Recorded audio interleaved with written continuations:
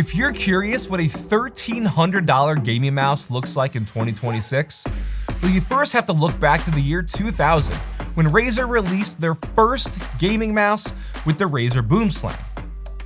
The times have changed, and we have the all-new, reimagined Razer Boomslang.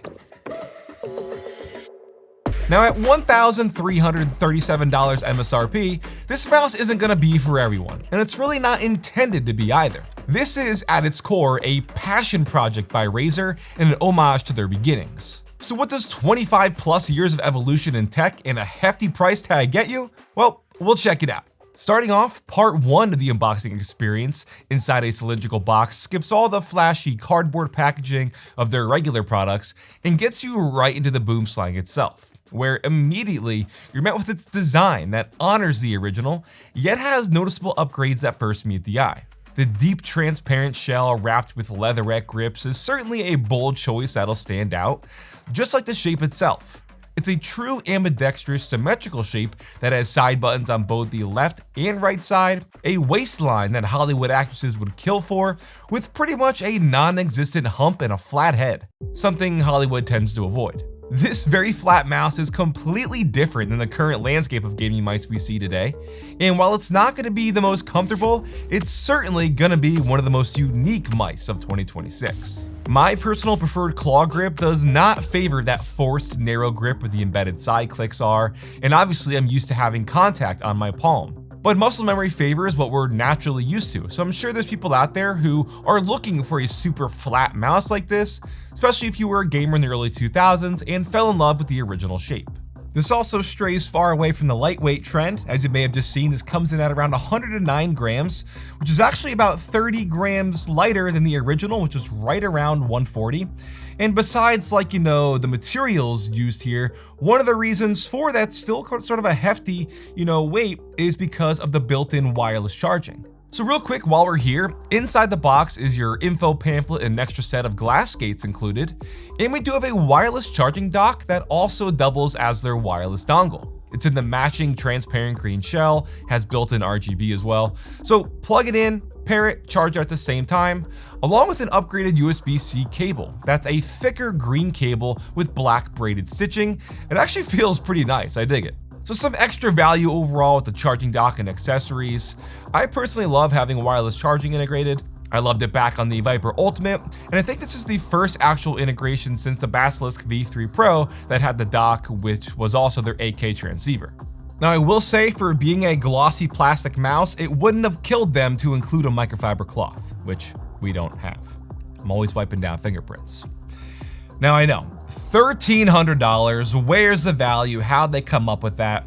And if you were listening before, I said, in part 1 of the unboxing, when I was taking it out and showing you guys, because there is a part 2 to the overall experience and value when you buy a Boomslang. Because if you buy one, you also get a shadow box of a Boomslang completely deconstructed, which is definitely going to be, more of the value overall. So that'll be a pretty cool collector's piece. And I actually still own my original Boomslang unit. I did a whole video on this a few years ago if you want to check that out.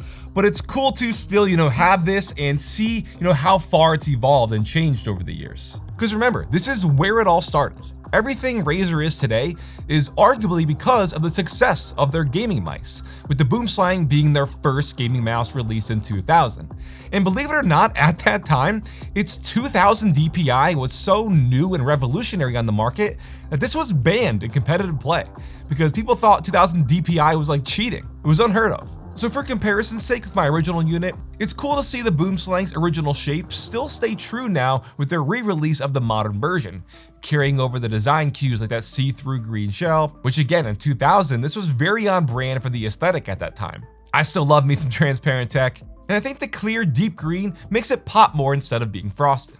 Now, one thing that I don't understand is their use of leatherette. I get that over using rubber from the original, but I mean, for the price, I feel like maybe they could have used real leather.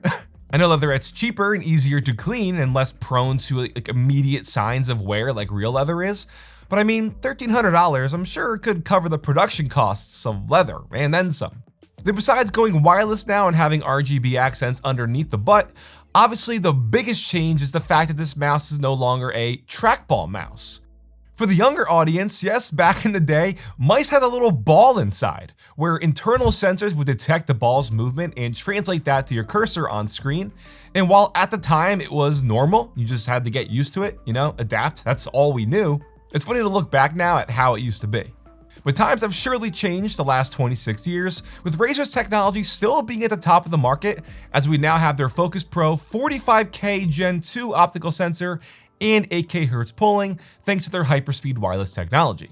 Switches also get a major upgrade, obviously. These are the same switches from their Death Adder V4 Pro with their Gen 4 optical switches that are 12% lighter in actuation, about 30% smaller for more of a lower profile, and are rated for up to 100 million clicks.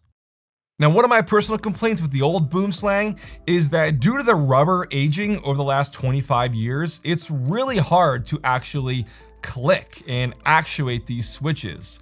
Not great, not a great experience, but now they're lighter, more easily spammable, and with them being the same switches from the Death Adder V4 Pro, it's those same ping pong crisp clicks.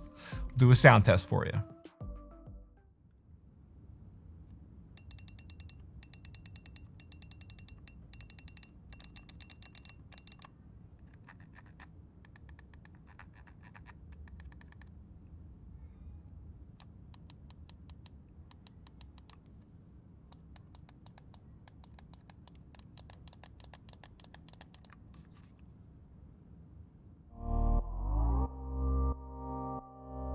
Now listen, this is not meant to replace the Razer Viper or any mouse in their product lineup.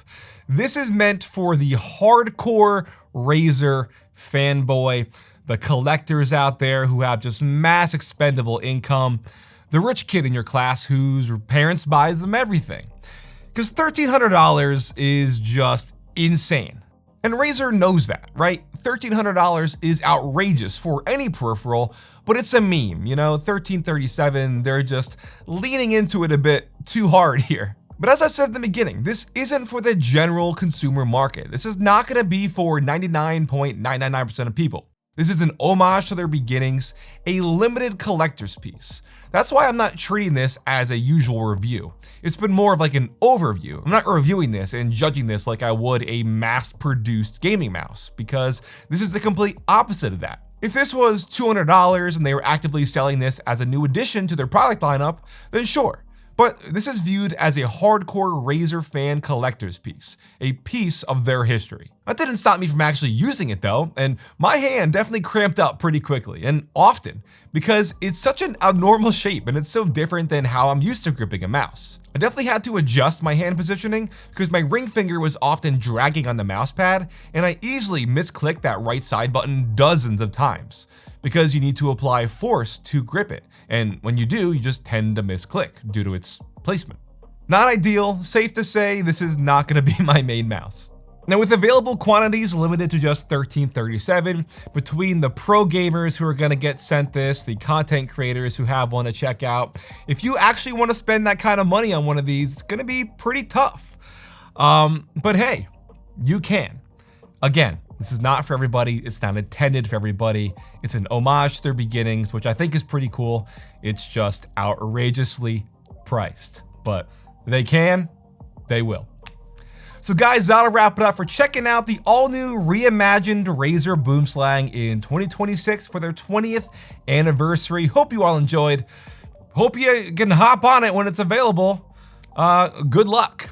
If you like this video, if you like the, taking a look at it, give it a big thumbs up to show your support. Feel free to follow me on all socials at randomfrankp. And lastly, if you haven't already, hit that subscribe button. Hope y'all enjoyed. Have a good day.